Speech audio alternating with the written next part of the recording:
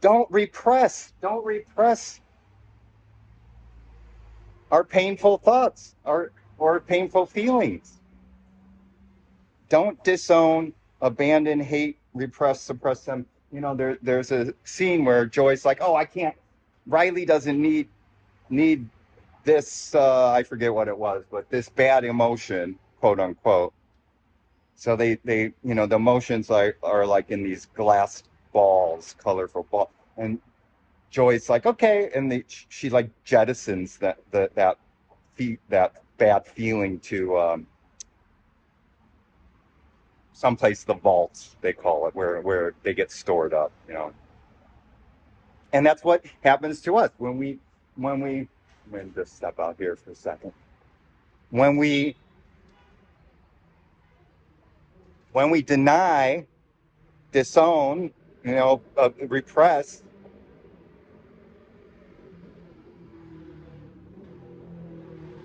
we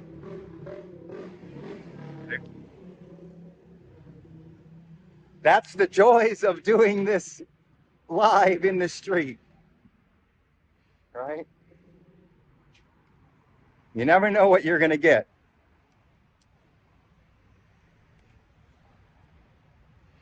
So most of us, we well, what resists persists, right? It's like when we try and resist or abandon or whatever, hide our thoughts. Or, oh, yeah, right. They come roaring. They come roaring out of us, right? In a few weeks or months or days or whatever, like that motorcycle. Rawr. It's like you're holding beach balls. It's like you're taking sadness, anger, and oh yeah, I mean I did this as a kid. Shame, fear, and you're pushing them underwater in the pool in the vault of your subconscious. You're repressing them, and then one of these days it's gonna it's gonna go right. It's gonna go. You're gonna get triggered, right? You're gonna get the trigger buttons. We have basically.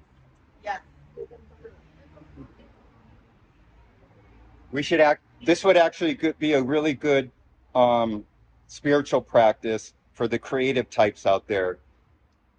See if you could maybe download an image of and maybe make buttons of these, and anxiety too. Anxiety is fear of future, um, or just fear. But we should make like buttons, and if you want to do this, you should put the button, wear the buttons, or I don't know, put them underneath your I don't know. You don't want to walk around, but it could be a fun exercise to do. Is you have these buttons on you, or metaphorically think of them, and you're going through your day, and something happens. You get that email, boom, anger comes. You lose your job, you get the fear. Somebody passes away, sadness. You fucked up something, embarrassment, or you said something stupid, or whatever, did something stupid, and you're worried about the future. But it gets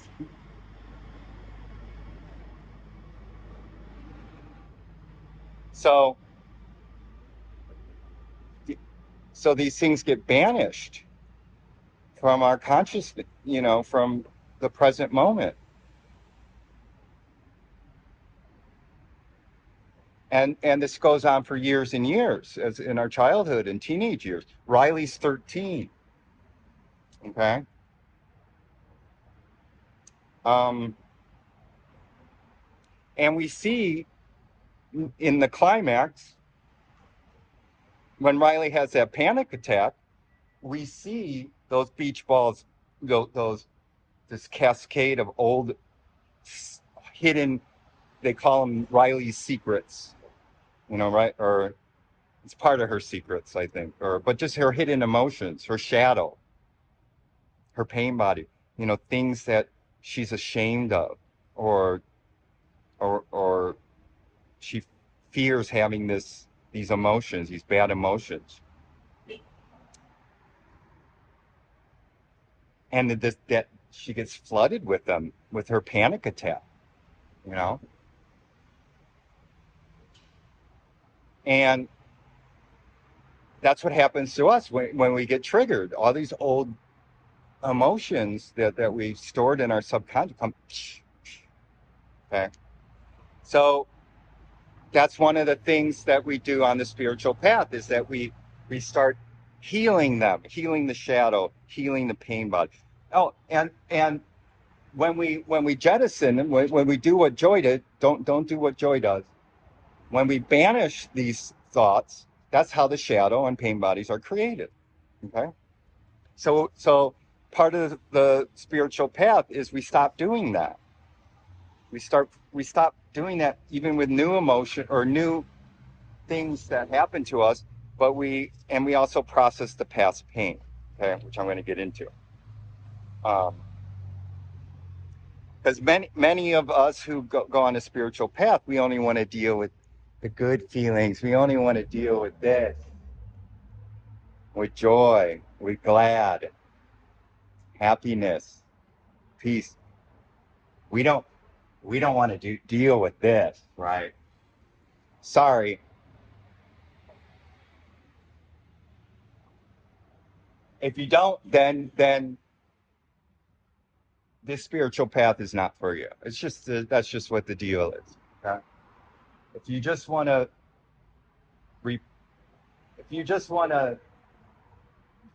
be spiritual bypass, I'm adding a new character here. It's called spiritual bypass. Right here. I'm adding a new character to the film, spiritual bypass, and many of us go through it. I certainly have had a spiritual bypass character in me.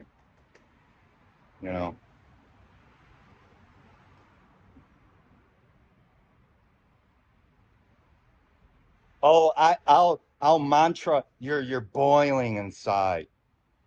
Oh, I'll mantra away this feeling. That's bypassing. After you calm down and chill, I mean, you could, if as long as you're present with it, doing the mantra, okay, it's not spiritual bypassing. But a lot of us do use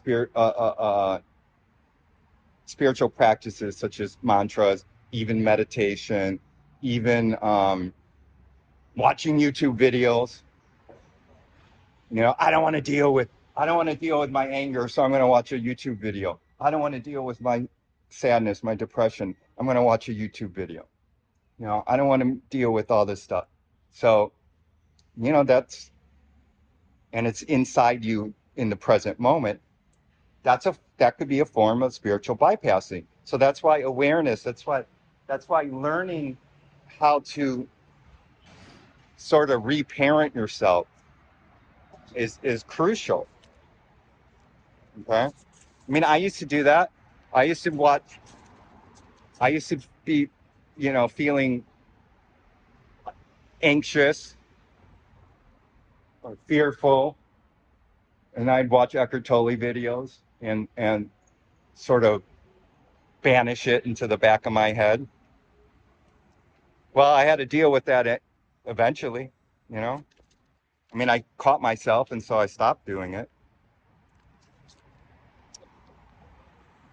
Because this spirituality to me is if you want to be a free, liberated being, You have to heal your shadows. You got to face them. You got to heal the pain bodies.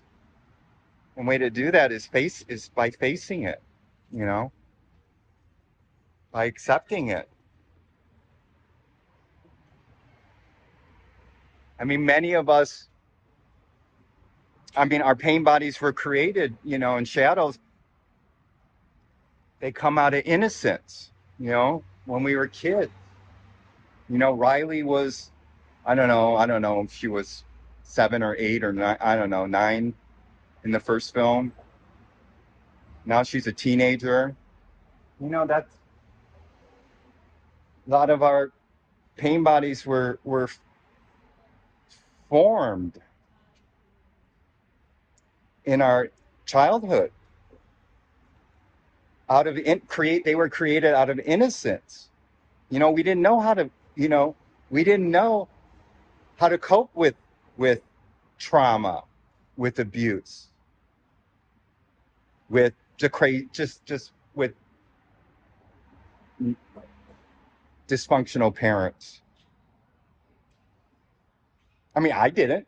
I mean, if there's people out there who you were as children and you could deal with it, God bless you. But I know most of you didn't know how to do it, didn't know how to cope. So we created coping mechanisms. We created strategies, you know, to sort of deal with it, to sort of feel safe or you know, even if it was messed up way, right? Even if our strategies were messed up, there were just ways, you know, because it came out of innocence. We didn't know any better, you know.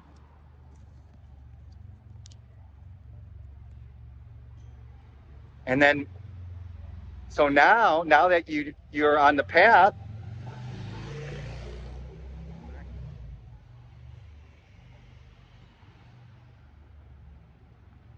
you bring unconditional love. You to your to. I mean, I'm kind of getting ahead on one of the lessons, but which is fine. You bring unconditional love to anger and sadness and fear and anxiety and embarrassment and jealousy